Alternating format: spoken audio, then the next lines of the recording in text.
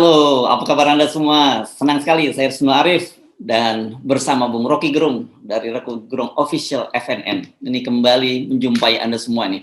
Bung Rocky itu kemarin saya lihat komentar-komentarnya netizen tuh serem-serem semua dan benar seperti Anda nih saya jadi perhatiin. Mereka menggunakan huruf kapital dengan kata dungu. Gila ini kata-kata ini kok jadi trending lagi. Padahal itu kata udah mau kita tinggalkan itu. Jadi begitulah sesuatu yang membekas itu selalu terhubung dengan kebaikan atau dengan keburukan. Kalau terlalu baik juga diingat kata itu. Kalau terlalu buruk diingat tuh. Nah, dungu itu kata yang akhirnya mengingatkan seluruh proses politik Indonesia. Iya. Dan padahal kemarin saya udah pakai istilah lain tuh. Udah norak. Cupi. Ya Nora macam-macam itu konyol. Tapi mau diapain kan itulah akibat dari kita bermain masuk di dalam 4.0 teknologi. Jadi dia akan ada terus di situ sebagai biasa disebut kata baru atau serapan baru gitu. Nah, terima aja bahwa dungu itu memang akan masuk dalam kamus bahas KBBI selama kekuasaan mempraktekkan hal yang disebut dungu kan. Gampang aja. Ya. Sebenarnya ini kata yang sudah eksis, sudah ada sebelumnya tapi tidak cukup eksis gitu ya. Dan kemudian Anda memunculkan lagi. Nah, kita lihat memang dalam beberapa hari ini sendiri banyak sekali peristiwa-peristiwa politik yang menarik itu dan kita bisa tinggal memilih mana yang paling kuat. Tetapi misalnya kita lihat ada perseteruan antara SBY dengan Muldoko itu masih terus berlanjut dan ada tanda-tanda Muldoko juga yang akan melawan tuh kan begitu. Dia lupa kalau dia pernah cium tangan, kelihatannya karena merasa tertekan dia harus melawan. Gitu. Ada juga soal polisi cyber yang katanya sekarang sudah mulai aktif di dunia maya, tugasnya mengingatkan kalau ada yang melanggar secara digital bisa melanggar potensi melanggar undang-undang ITE diingatkan. Ada juga penembakan oleh polisi terhadap satu orang korbannya diantaranya tentara. Ini menarik juga karena kita lihat di video di WhatsApp ada militer yang marah-marah tuh. Saya lihat pangkatnya kapten karena disebutnya ada yang media nyebutnya tembak menembak. Wah, jadi rame. Nah, satu lagi yang paling seru ini ternyata buntut dari NTT nih, Bung Rocky, kunjungan beliau ke Pak Jokowi ke NTT. Ini rame juga, Bung Rocky. Iya, jadi belasan kasus itu yang jadi causa celebre, artinya diselebritikan oleh publik bukan dalam arti bagus, tapi diungkapkan sebagai problem negara ini nih. Mulai penembakan di Cengkareng, lalu orang ingat lagi bahwa tunggu dulu masih ada 6 Laskar FPI yang kasus penembakan tuh, coba beresin dulu tuh segala macam. Polisi pasti ada dalam mungkin nggak bisa tidur Pak Kapolri, karena dia terus menerus mengingat bahwa dia mendapat pesan dari rakyat untuk menghasilkan keadilan, dan beliau sebagai Kapolri baru telah memutuskan untuk membersihkan elemen-elemen pengganggu keadilan waktu dia diangkat resmi jadi Kapolri itu. Jadi bayangkan misalnya di benak Pak Kapolri ada ingatan tentang kilometer 50, ada ingatan tentang Cengkareng segala macam itu, dan ada tuntutan soal presiden yang melanggar undang-undang sebenarnya undang-undang karantina, undang-undang COVID. Jadi beliau masuk di dalam politik Indonesia sekarang di dalam relasi-relasi yang amat memusingkan kepala tuh. Padahal dia baru sebulan jadi Kapolri. Tapi memang itu yang akan terjadi kalau kita lihat perkembangan sejarah. Seluruh problem ini akan bermuara pada Kapolri itu. Karena ini dicicil kan dari 2-3 tahun lalu. Jadi itu yang disebut sebagai konsekuensi dari pembiaran ketidakadilan di masa-masa Jokowi kemarin yang nggak diselesaikan, sehingga bebannya datang pada Pak Sigit.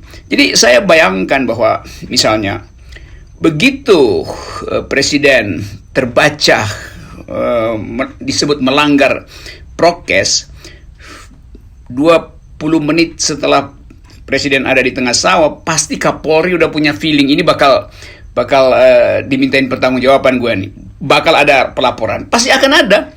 Karena tadi kita ada pas event yang orang nggak, kok tidak adil Habib Rizik mengundang kerumunan, dituduh mengundang kerumunan dan disebut itu sebagai kejahatan. Sementara Jokowi enggak. Lalu istana bilang itu spontanitas. Habib Rizik juga spontanitas. Dia nggak pernah mengundang orang untuk datang berkerumun menjemput dia lalu berlangsung lanjut di acara perkawinan segala macam.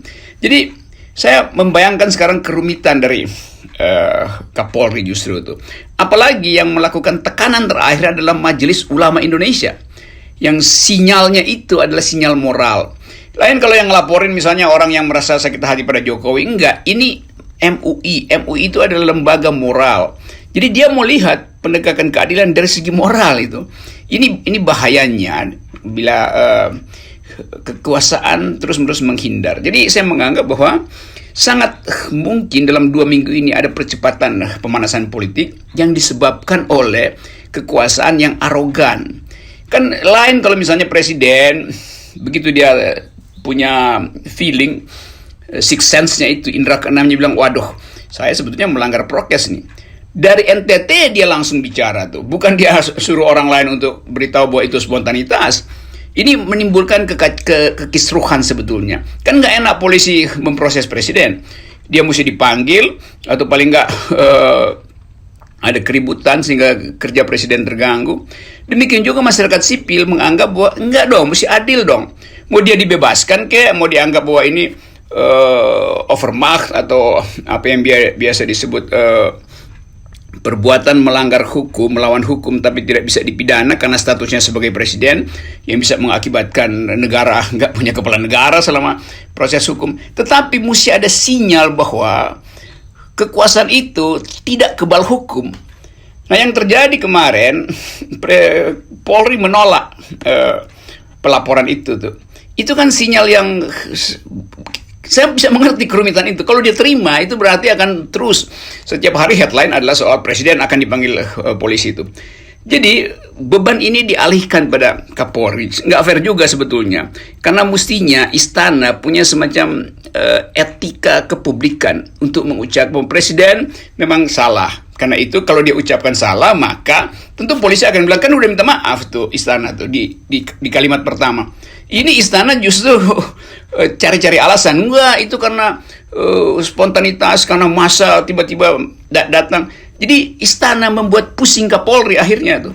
Beban yang seharusnya bisa diselesaikan dengan konferensi pers kecil di istana, sekarang dilimpahkan ke polisi oleh tuntutan publik. Jadi begitu cara saya membaca rentetan persoalan yang diterangkan tadi oleh Hersu tuh. Ya.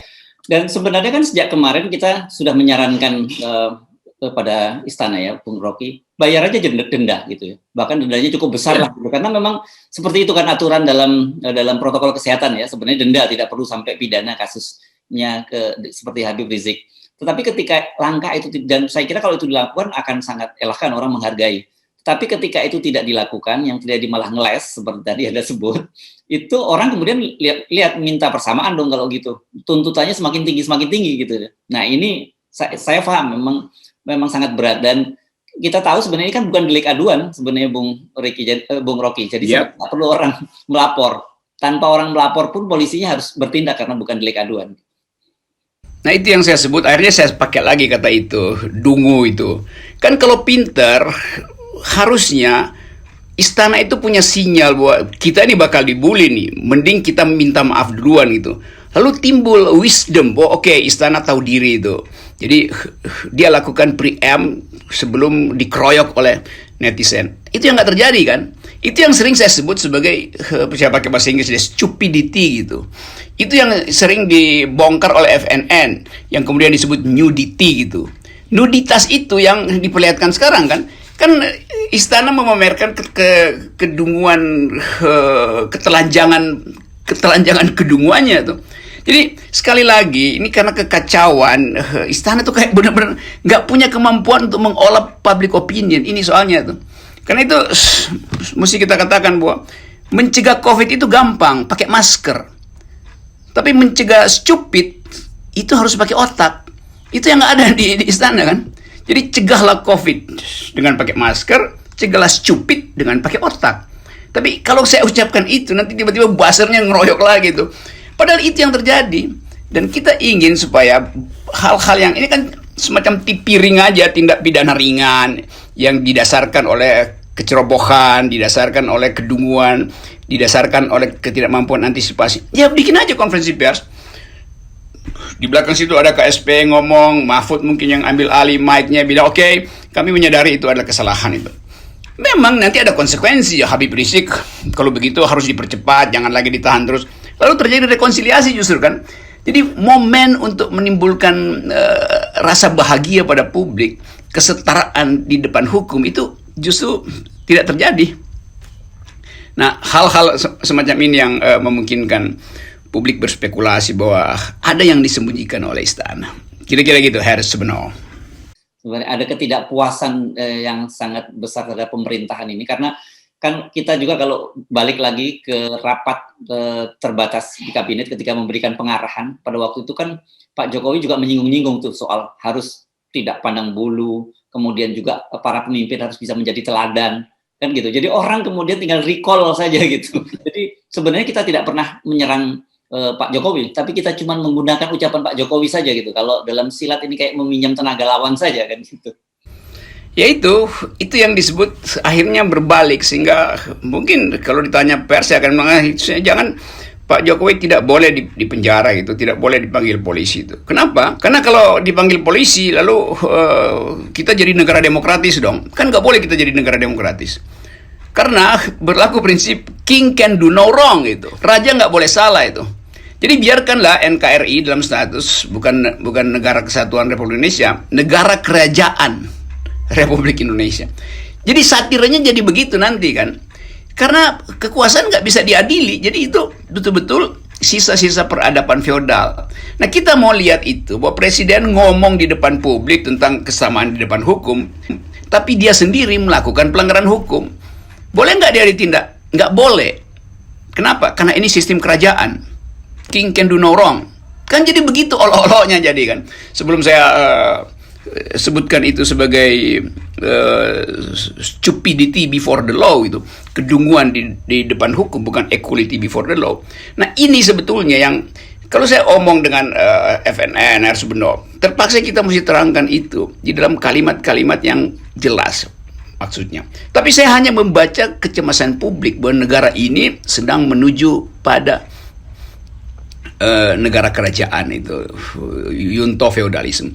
Jadi sebetulnya kita sedang mengalami evolusi terbalik, bukan evolusinya belum selesai, evolusi terbalik dari demokrasi kembali pada sistem kerajaan. Karena king can do no wrong, raja dianggap tidak bisa berbuat salah. Padahal itu adalah kesalahan yang telanjang. Itu problem kita, problem etika politik kita hari ini. Ya, kalau kita lihat trennya, apalagi setelah ini MUI menyampaikan, ini bisa aja muncul banyak sekali tuntutan-tuntutan yang akan dari berbagai civil society, ya, Bung Rocky. Nah, menurut Anda dalam situasi semacam ini, apakah masih punya waktu ataukah sudah tidak terlambat kalau Presiden Jokowi atau istana setidaknya gitu kemudian menyampaikan permintaan maaf? Nggak ada yang terlambat kalau nggak ada arogansi. Keterlambatan itu disebabkan oleh arogansi. Karena dianggap nanti konsekuensinya panjang. Kalau minta maaf berarti kita kalah gitu. Padahal presiden dulu bilang negara tidak boleh kalah gitu. Jadi orang ingat lagi kan, oh karena negara nggak boleh kalah, maka presiden nggak boleh minta maaf gitu, walaupun bikin salah gitu. Negara harus benar melulu, presiden harus terus-menerus tidak boleh disalahkan itu. Jadi konsekuensi itu juga dibaca oleh publik internasional, maka indeks demokrasi kita turun lagi itu. Lepas dari soal kalau dia minta maaf, konsekuensinya apa? Berarti Habib Rizik mesti dikeluarin dari penjara, berarti berbagai kasus yang menyangkut hal yang sejenis juga nggak boleh diproses. Kan itu konsekuensi, tapi itu kan bisa dibicarakan di dalam kabinet. Jadi kalau saya bayangkan, ini kabinet nih ngapain sebetulnya tuh? Setiap kali ada isu, berupaya untuk dicegah dengan apologi yang kekanak-kanakan gitu. Itu soalnya tuh.